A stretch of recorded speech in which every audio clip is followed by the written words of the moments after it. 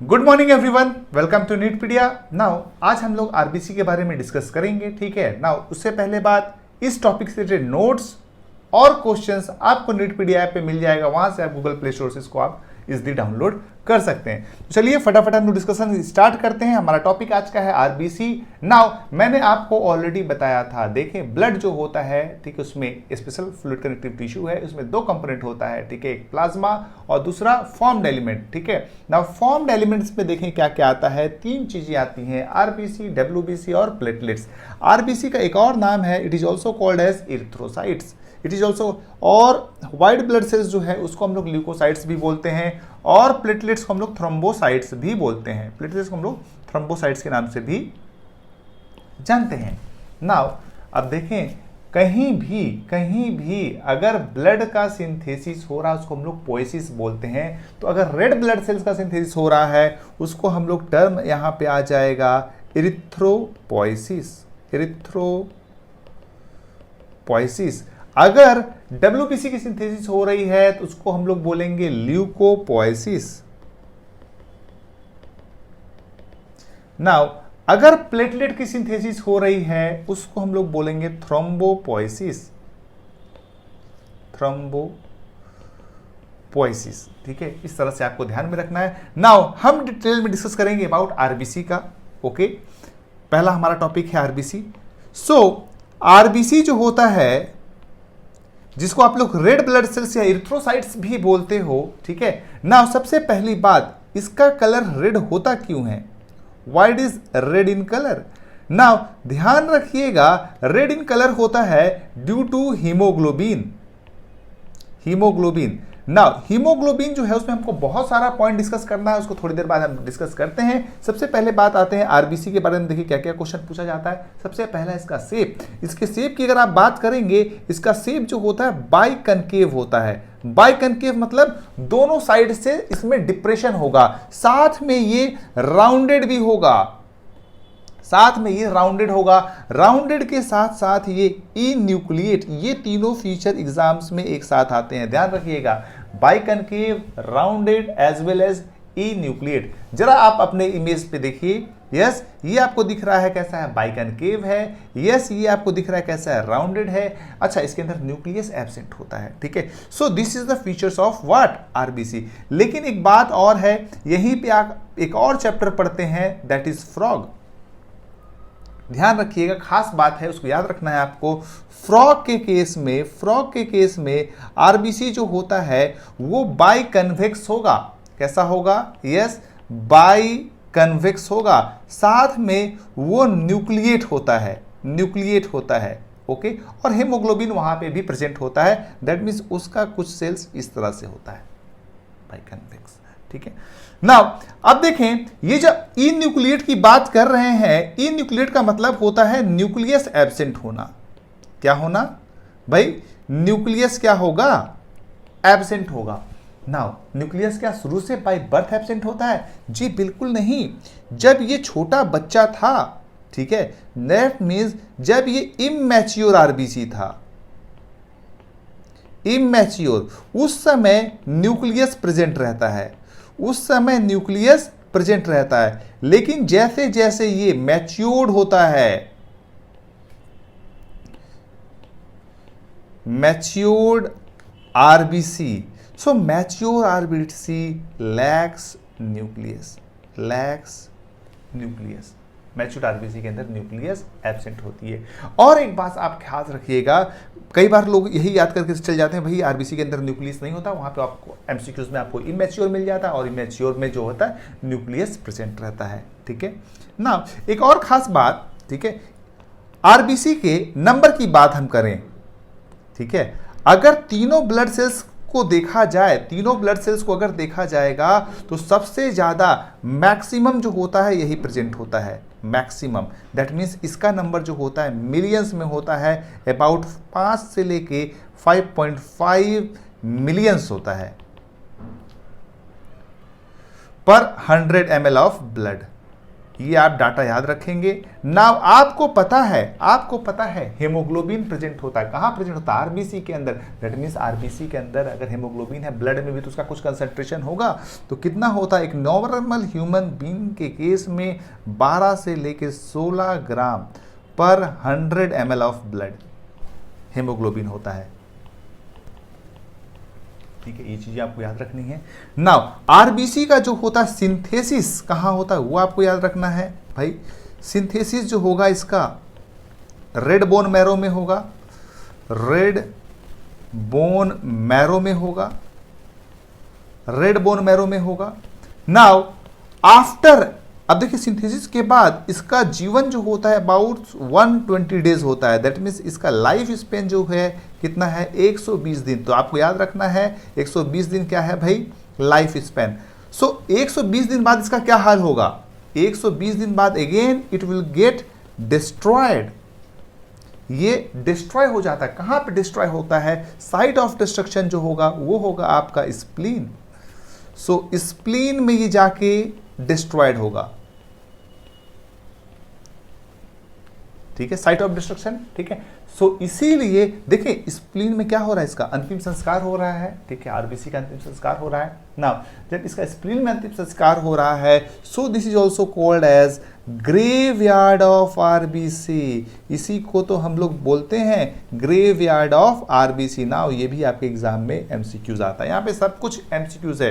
कितना दिन life span है, कहाँ सिंथेसिस होता है। देखिए टॉपिक को इस तरह से पढ़ें कि आप खुद उसमें से एमसीक्यू एक्सट्रैक्ट कर पाएं। इसका कंसंट्रेशन कितना होता है ये क्वेश्चन है। यस, हीमोग्लोबिन का कंसंट्रेशन कितना होता है ये आपका एक क्वेश्चन है। ठीक है, साइट ऑफ डिस्ट्रक्शन कहाँ है वो आपका ग्रेवयार्ड ऑफ आरबीसी किसको बोलते हैं वो। नाउ जब क्लास 12 में आप जाएंगे वहां पे एक और आप टॉपिक पढ़ते हैं ह्यूमन हेल्थ एंड डिजीज। ठीक है, देखिए मलेरिया जो होता है इफेक्ट करता है आरबीसी को, आपको पता होगा। सो आरबीसी जो होता है वहां पे डिस्ट्रक्शन बढ़ जाता है, इसलिए स्प्लीन का साइज जो होता है ठीक है वहां पे बढ़ जाता है। कहां पे? मलेरिया पेशेंट में। So size of spleen increases in malaria patient. Malaria patient में साइज ऑफ स्प्लीन जो होगा वो बढ़ जाता है। ठीक है, ये आपको ध्यान में रखना है। ओके, सो थोड़ा हम आगे बढ़ते हैं। यस, अपने स्लाइड की तरफ। सो दिस इज स्प्लीन, और स्प्लीन में ही एक्चुअली डिस्ट्रॉय होता है ग्रेवयार्ड ऑफ आरबीसी, इसीलिए उसको हम लोग बोलते हैं। नाउ अब हम चलते हैं आरबीसी के अंदर। ठीक है, आरबीसी के अंदर आपको मिलता है हेमोग्लोबिन। देखें हेमोग्लोबिन जो है एक कॉन्जुगेटेड प्रोटीन है। कैसा प्रोटीन? Conjugated protein. ना कॉन्जुगेटेड प्रोटीन का क्या मतलब है भाई?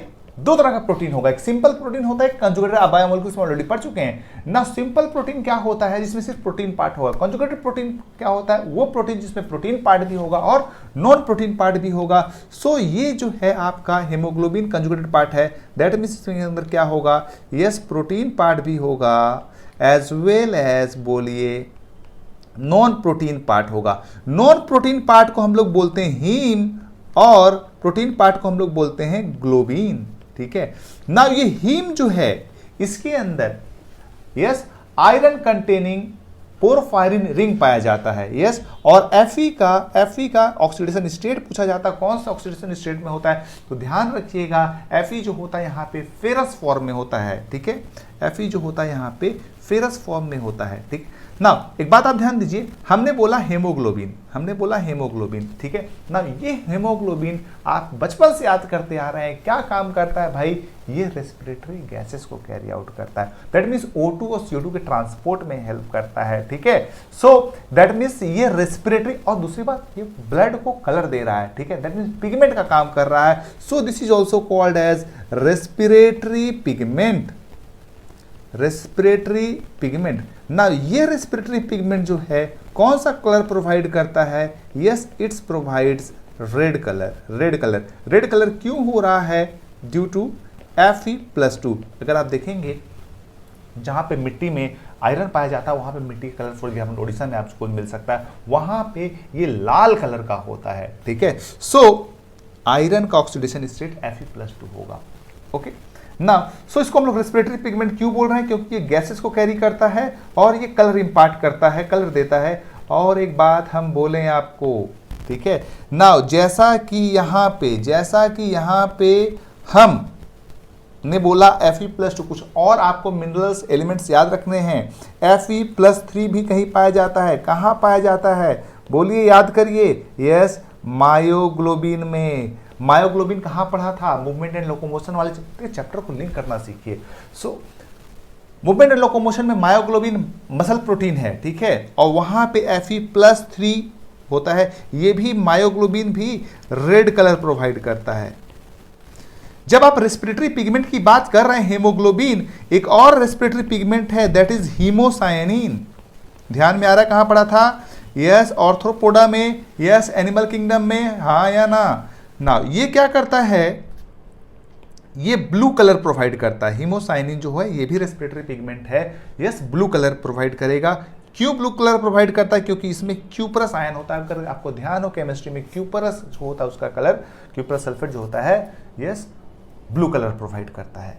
ओके, सो ये है आपका Fe+3 जिसमें मायोग्लोबिन प्रेजेंट होगा और रेड कलर प्रोवाइड करेगा। हीमोसायनिन जो होगा वो ब्लू कलर प्रोवाइड करता है ना। ये जो हेमोग्लोबिन देख रहे हैं आप, हेमोग्लोबिन में जो प्रोटीन का चैन होता है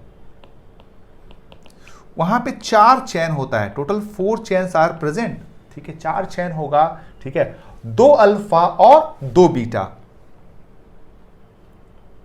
2 अल्फा 2 बीटा, और हर एक ऑक्सीजन मॉलिक्यूल से बाइंड करेगा। दैट मीन्स ये 2 ऑक्सीजन मॉलिक्यूल से बाइंड करेगा, ये 2 ऑक्सीजन मॉलिक्यूल से बाइंड करेगा। दैट मीन्स बोल सकते हैं 1 haemoglobin binds with 4 O2 molecule, 1 haemoglobin binds with 4 O2 molecules, ठीक है। कितना इंटरेस्टिंग नोट्स है। ओके, इस तरह से आपको ये सारी चीजें आपको याद रखनी है। ओके, सो ये था आपका आरबीसी के बारे में। फटाफट हमने क्या पढ़ा, एक बार हम सारा पॉइंट रिवाइज कर लें, ठीक है। सो हमने पढ़ा क्या, फॉर्म्ड एलिमेंट्स 3 तरह के होंगे, आरबीसी, डब्ल्यूबीसी और प्लेटलेट्स। आरबीसी को इरिथ्रोसाइट्स बोलते हैं, इसको ल्यूकोसाइट्स बोलते हैं, और यहाँ पे थ्रोम्बोसाइट्स बोलेंगे। इरिथ्रोपोइसिस आरबीसी का सिंथेसिस, ल्यूकोपोइसिस व्हाइट ब्लड सेल्स का सिंथेसिस, और थ्रोम्बोपोइसिस थ्रोम्बोसाइट्स का सिंथेसिस। नाउ फिर वही मैंने आपको बताया, आरबीसी का कलर रेड होता है। रेड कलर क्यों होता है भाई साहब बोलिए? Due to haemoglobin. शेप कैसा होगा? बाइकनकेव, राउंडेड और इन्यूक्लिएट, ठीक है। और एक चीज आप ध्यान रखिएगा, यहाँ पे आरबीसी जो होता है, आरबीसी के अंदर ना ही गोल्गी बॉडी होता है, no Golgi body, no endoplasmic reticulum, no nucleus, ये सारे सेल ऑर्गेनल्स नहीं पाए जाते हैं। अगर इसके अंदर, अच्छा और एक बात, माइटोकॉन्ड्रिया भी एब्सेंट होगा, माइटोकॉन्ड्रिया भी एब्सेंट होगा। सो यहाँ पे रेस्पिरेशन कैसा होगा भाई? रेस्पिरेशन जो होगा यहाँ पे एनएरोबिक होगा। कैसा? एनएरोबिक, दैट मीन्स सिर्फ और सिर्फ ग्लाइकोलाइसिस होगा। एक बात और आप ध्यान दीजिए, ठीक है, ये सारे सेल ऑर्गेनल्स क्यों एब्सेंट है? यस, क्या करना है ये? इसको गैसेस कैरी आउट करना है ना। आरबीसी का काम क्या है? Transport of gases. That means अगर जितना खाली जगह होगा इस डब्बे में जितना खाली जगह होगा उतना ज़्यादा हेमोग्लोबिन ये एक्युमुलेट करेगा। So to accumulate more and more haemoglobin, to accumulate more and haemoglobin, यहाँ पे ये सारे सेल ऑर्गेनल्स एब्सेंट होते हैं। So enucleate nucleus absent होगा, इमैच्योर में न्यूक्लियस प्रेजेंट होता है, मैच्योर में न्यूक्लियस एब्सेंट होता है। आगे फिर हमने आपको क्या पढ़ाया? Yes, spleen is graveyard of RBC, ठीक है ना। फिर हमने बताया आपको हेमोग्लोबिन में जो होता है 2 पार्ट होगा, कंजुगेटेड प्रोटीन है, प्रोटीन और non protein part. Non protein part को हम लोग हीम बोलते हैं, जिसमें Fe+2 स्टेट में होता है। प्रोटीन पार्ट को ग्लोबिन करते हैं, ठीक है। हेमोग्लोबिन में 4 चैन होता है, 2 alpha 2 beta.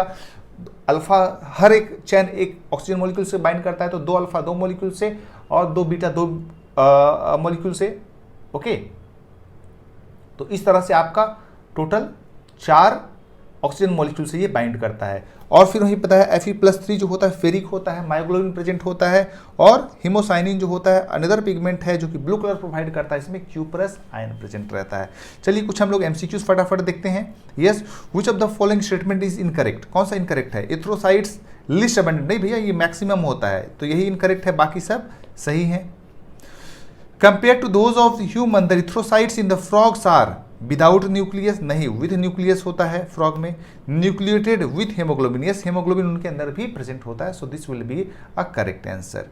If red cells are placed in distil water, देखिए अगर आप डिस्टिल वाटर में रखेंगे दैट मीन्स प्योर वाटर है, रेड सेल के अंदर क्या होता है भाई, सेल वॉल एब्सेंट होता है, पानी कहां से कहां फ्लो होता है, हाइपो टू हाइपर, पानी इसके अंदर फ्लो करेगा, जब पानी इसके अंदर फ्लो करेगा ये ब्लास्ट करेगा, बस्ट करेगा, ठीक है।